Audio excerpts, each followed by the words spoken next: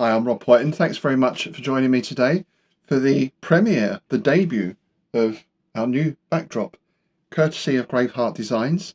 We're also going to be using this design in the titles from now on, and when I get a chance, I'm going to put some new music on as well. I'm going to change the music because, a change is good, isn't it, now and again?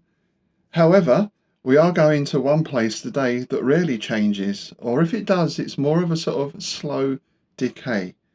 Yes, today on Dragon's Teeth we return to the Innsmouth build and we're going to make some ruined houses.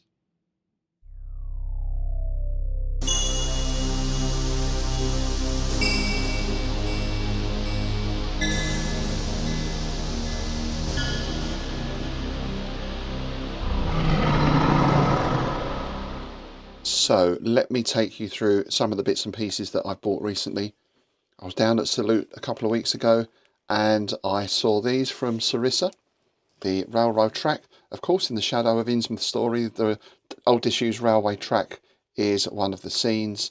So I thought that's going to come in handy, and this looks pretty straightforward to put together. How complicated can a railroad track be? So that is one thing. I've also thought I wanted to add in some more buildings. As I'm doing pavements and roads and that kind of thing, I wanted to make Innsmouth town centre a little more crowded. When you read the original story, one impression you get is of these old decaying houses very much huddled together. So I thought I'm going to make a couple of, or well, maybe more than a couple, of sort of ruined, tumble down cottages.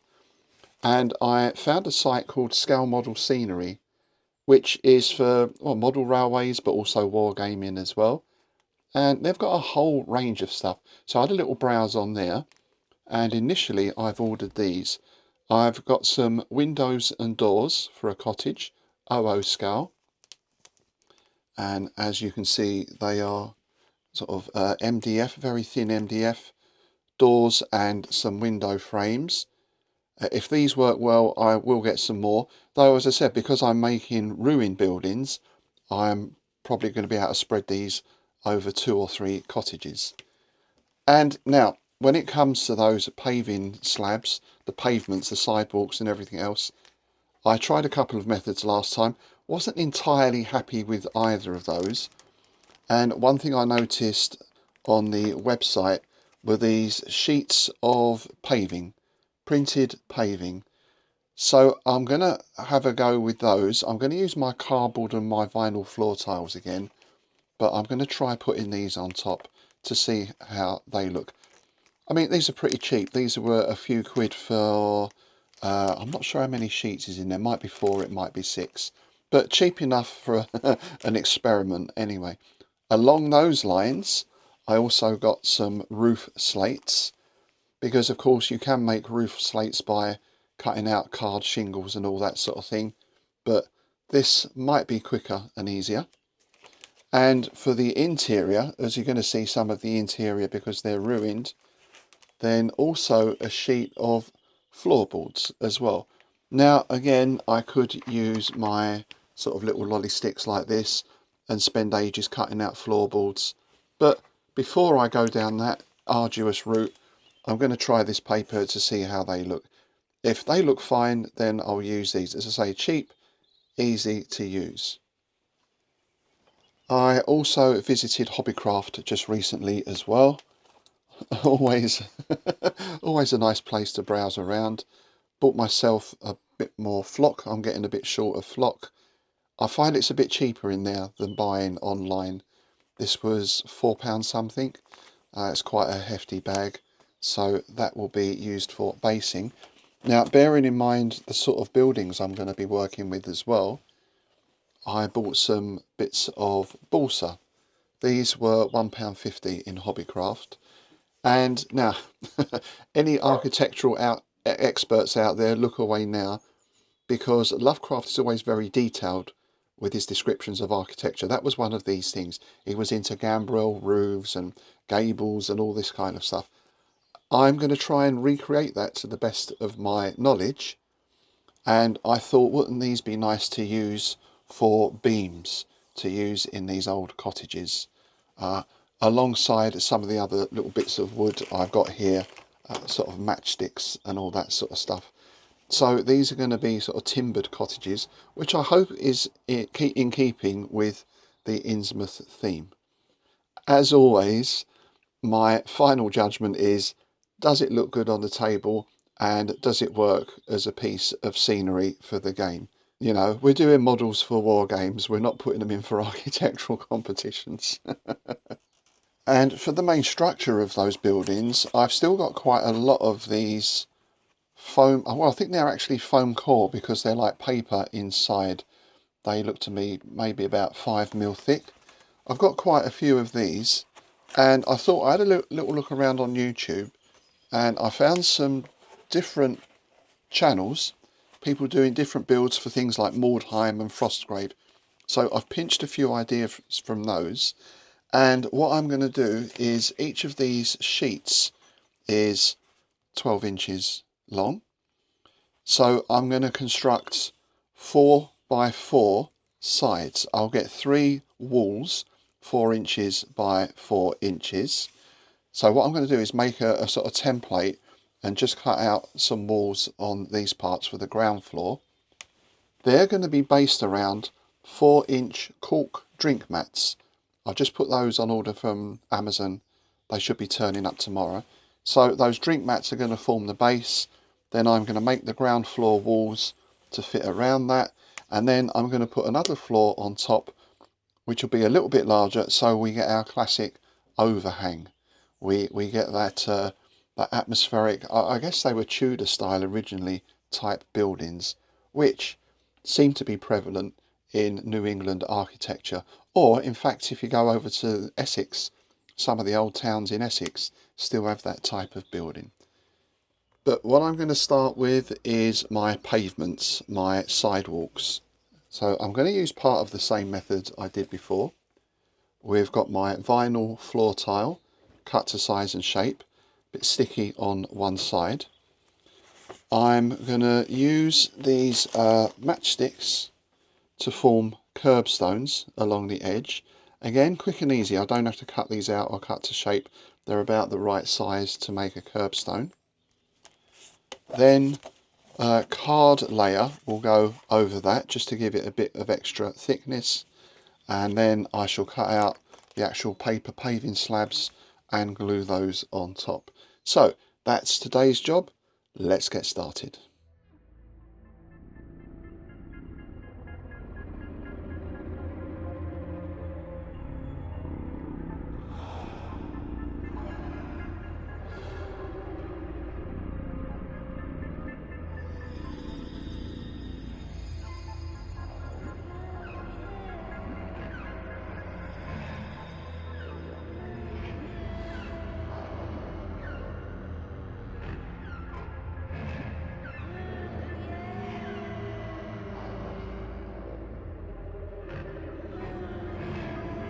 Okay, so I've cut out all my pavement strips with the tile and the cardboard and the matchstick edgings, and I've just added that paper to this one.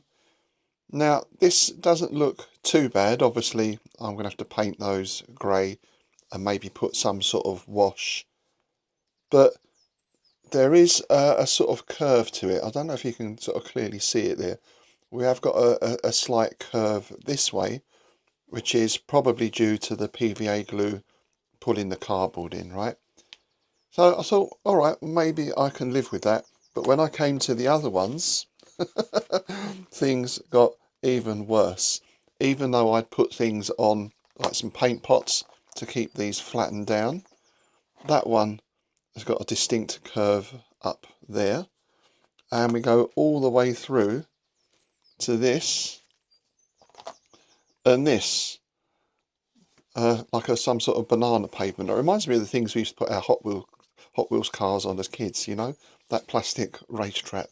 So obviously that's unusable. Now I can sort of bend it like this, but as soon as I start doing that, then these come away and it's still not completely flat. And besides all that anyway, I'm not really convinced that that looks convincing as pavement. It does have a bit of a look of paper stuck onto some card really. So I'm going to abandon the pavements for the moment. I'm going to have a think about those and come back to that. It's a shame because I did about 8 of these. I should know by now. What's the old saying? Measure 3 times, cut once. But there we go, the best laid plans. Perhaps I can find some other use for these. I'm going to put those to one side. In the meantime, what has arrived from Amazon, my 4x4 drink mats. These are going to form the base for my ruined cottages or ruined corners. If it all goes okay, he said optimistically, I might even put 2 of these together to make a larger building.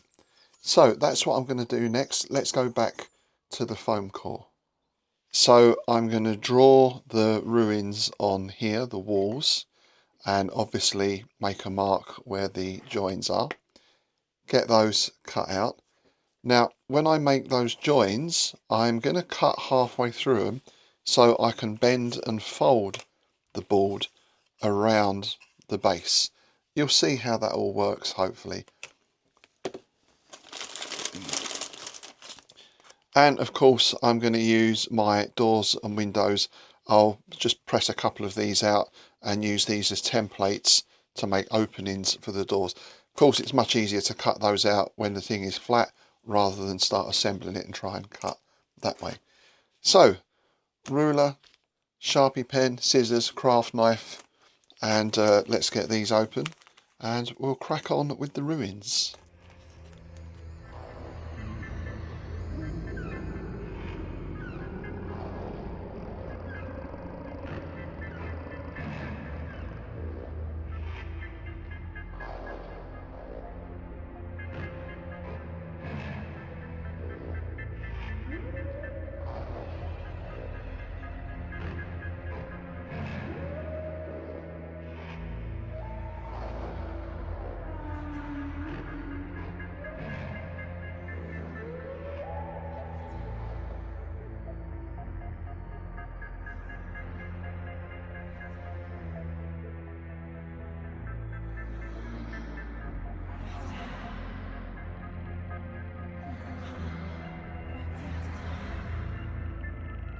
So here's our ground floor and here's our upper floors.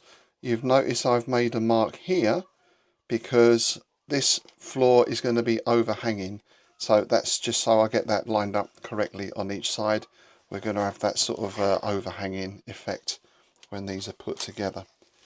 Alright, as I've said, I'm just going to score down these lines in order to be able to bend this. And of course this is where we need to be careful just to score and not cut right through. Having said that, this stuff is pretty thick. It is quite tough to get through even with one of these knives. And if Terry's watching, I know what you're going to say. But look, I've still got all my fingers. I shouldn't tempt fate, should I? The other thing is, having learnt my lesson from the pavements, the sidewalks, is I'm just going to make one of these at first because it's the first time I've done this, so I just want to get the procedure down and make sure that everything works okay, you know, rather than make 6 in one go. Once I've made this one and learnt from any mistakes, then I'll get the rest of them put together pretty quickly, as I should imagine. Okay, is that enough to give us... No, we're going to need another cut on there maybe. So this is the very delicate part of the operation. And as I say, the saving grace with all this stuff for Innsmouth is it doesn't matter if it looks wonky. It's supposed to look wonky. And of course, any time you're doing buildings, the question of scale and size comes up. Again, if we had these at actual 28mm scale or whatever that is, then they're going to take 3 times the amount of space.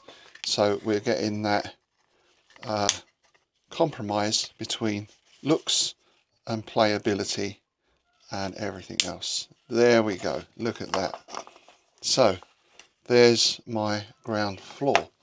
So if I get the base, then that should nicely fit around the base. That's good. So far, everything's going okay. Now, I'm going to put the floorboards in before we get everything else because that makes sense. And I've got two options here. I've got that paper floorboard sheet that I got from the model railway company, or I've got some coffee stirrers, and I could make loads of floorboards. For now, I'm just going to go with the paper because that's a much quicker job. Rather than cut all these down to length and stick them on, I've basically just got to cut out a 4-inch square of paper, stick that on there, then I'll get the base glued on. Then I'm going to do that scoring with the upper part, and hopefully you'll see if that all goes to plan how that will fit on top of there. That's the next bit.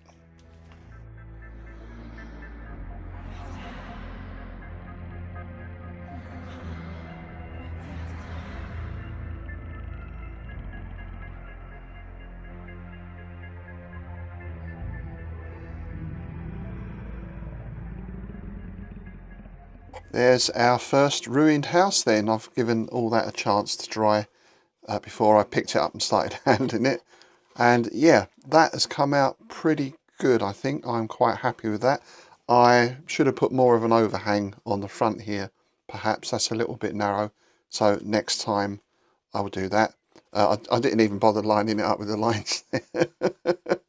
So that's something to be remedied. One other thing I forgot as well is to texture these walls a little bit. Obviously with the paper here, it's very smooth. Now, I could do that with some sort of polyfiller or filler or Mod Podge or whatever. I might do that on this one anyway. The other option is to use the tin foil method, and I've just got a bit of an offcut there, and you just work this. The only thing I would say with that method is I have to press quite hard. It probably, I don't know if you can see the indents there. That's quite a lot of pressure applied in order to get that texture, which is fine if it's flat like this, but I'm not sure I want to apply that amount of pressure here because this is reasonably strong, but it's not that sturdy.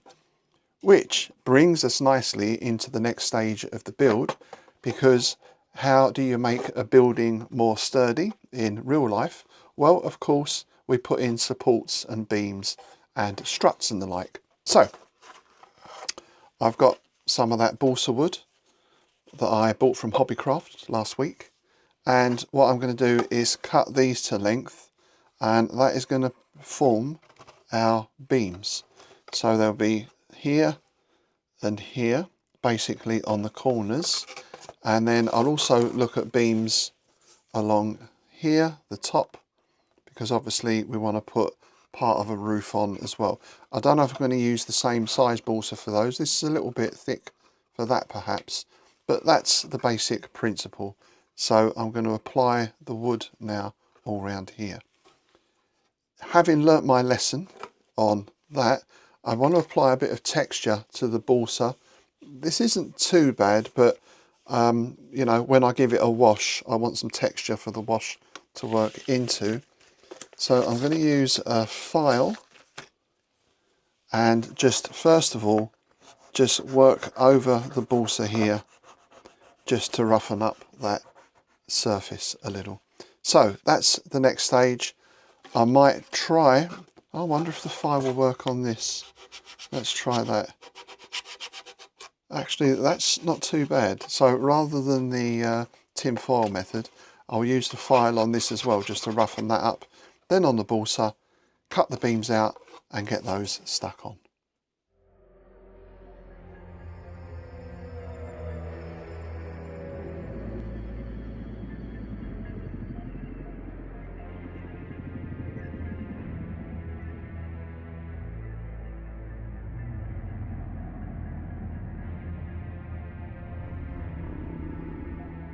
Those are my main beams added in now.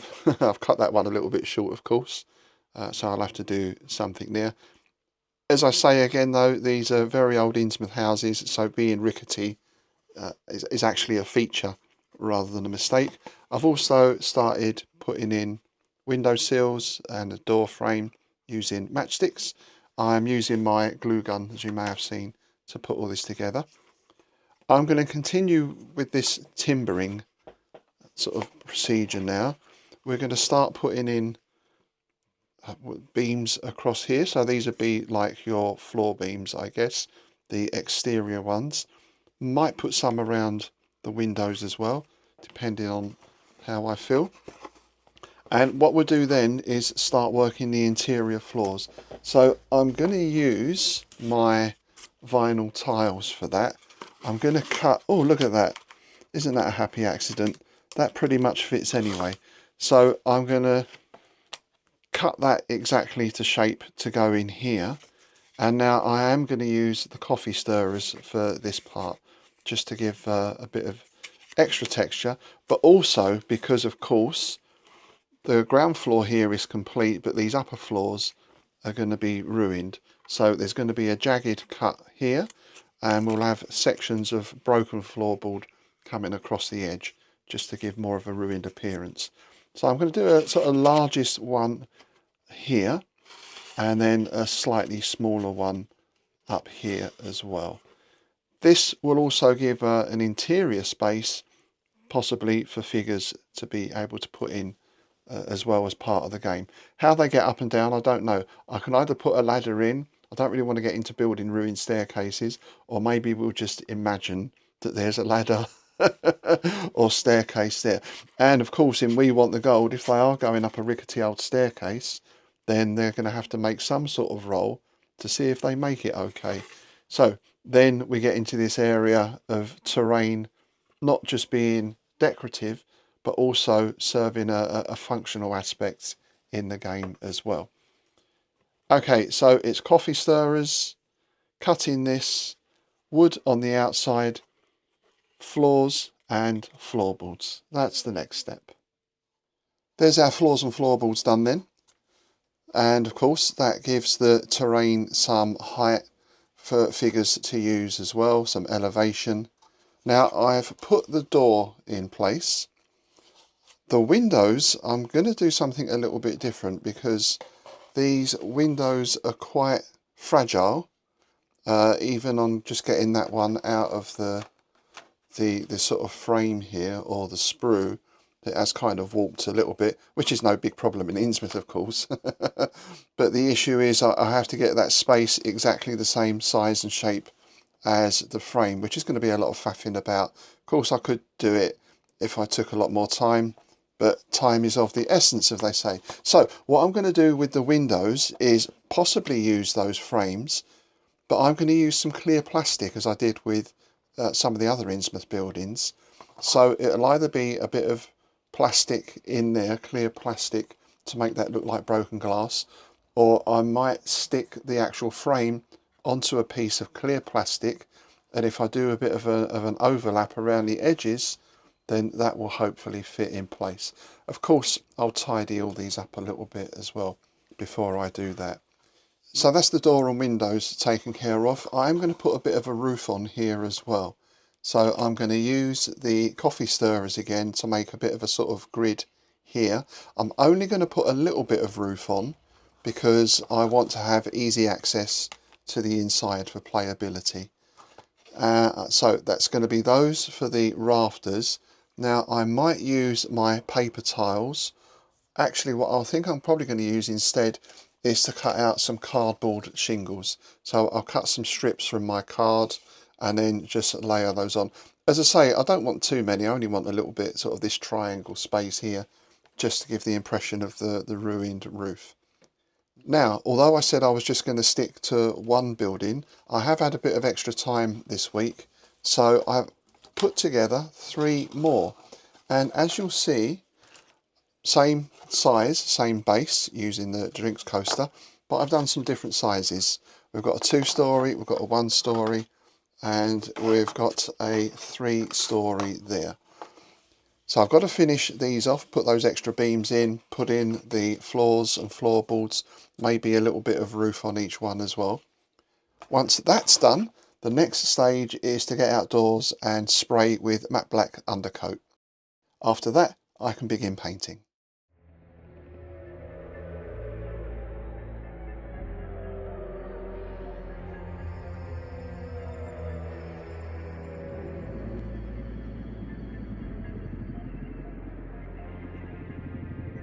With the undercoating done then, I'm going to get on to painting, and once I've done all the painting and washes, I'll put in the windows. As I said, I may use those window frames. I have found some others as well from the leftovers of some old MDF kits.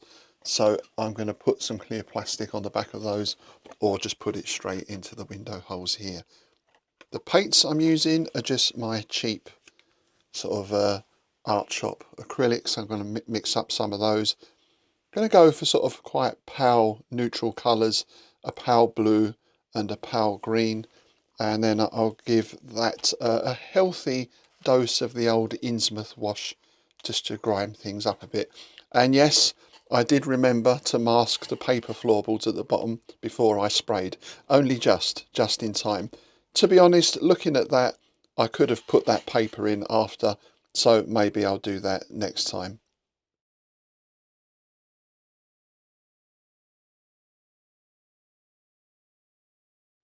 Everything's had a liberal application of the homemade Innsmouth wash. It says cinnamon on the tin. Don't try and sprinkle that on your cornflakes. Well, unless you're a deep one, perhaps. And as you can see, that has grimed our buildings up very nicely. Just a couple of things left to do now. I'm going to put some broken glass in. So I've got lots of clear plastic just to stick in there. And I was at an event on Saturday. Wellingborough Tabletop Games, who are an excellent club I've just been going to, had an all-day gaming session last Saturday to celebrate their first anniversary. One of the traders I was chatting to there, Andrew, runs Pemberley's Scenics. These do a whole range of scenic materials for gamers. A lot of flocks and scatters, that kind of thing, which are all homemade. And it's quite an amazing range.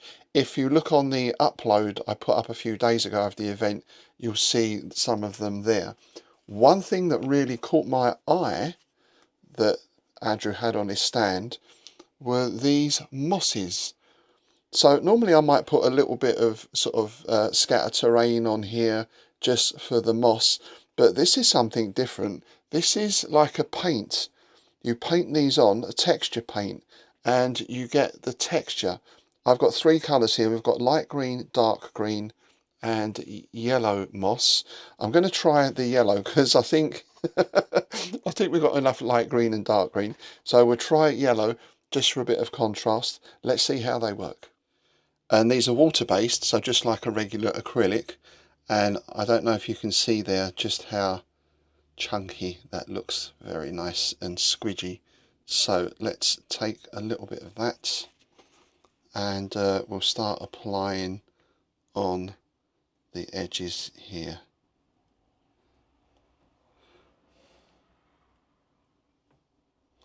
Yeah, and already I can see that's going to look very nice. Unfortunately on this lens it's difficult to do a real close in and zoom, but once everything is finished I'll give you a close-up view of all the finished buildings.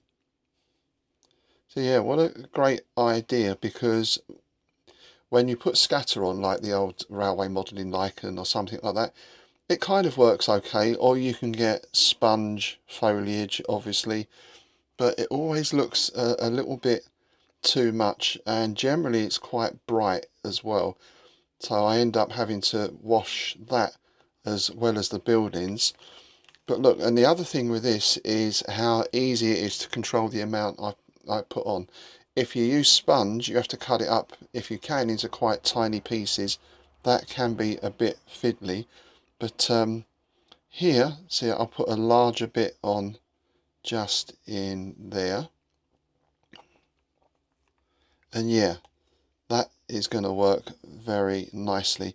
These are small details, but one thing I noticed when I was at Partisan a couple of weeks back, and again the report is up on the channel, is how wargaming terrain now is not just about you get your ground out and you get your hills and that sort of thing and a few buildings.